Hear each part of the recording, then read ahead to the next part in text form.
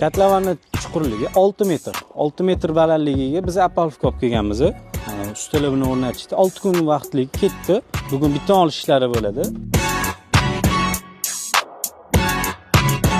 Obyekt ichiga kirganmiz. Hozir ikkita ma'lumot beramiz. Bu yerda pen ishlatishga, uni vazifasi nimaga kerak degan savollar bo'lsa, bu apalfka qo'yilgandan keyin beton olish jarayonida betonni suvligi o'zida qolish maqsadida qilingan. Betonni suvligi o'zida qolsa, chiroyli va tekis chiqadi va uzoq muddat xizmat qiladi. Ikkinchi ma'lumotimiz upor qotirilgan armatura bilan yerga. Odatda ko'p joyda ko'ramiz, armatura apalfka orqali qotiriladi yerga. Bundan maqsad beton olayotgan paytda apalfka ko'tarilib ketmasligi. Bu yerda nega unaqa qilinmagan? Savol tug'ilishi mumkin. Bu yerda upor berilgan, upor qotirilgan yerga. Balandligimiz 6 metr bo'lgani sababli armatura bu yerga ishlatilmagan. Sababi apalfkaning og'irligini o'zi yetarli darajada.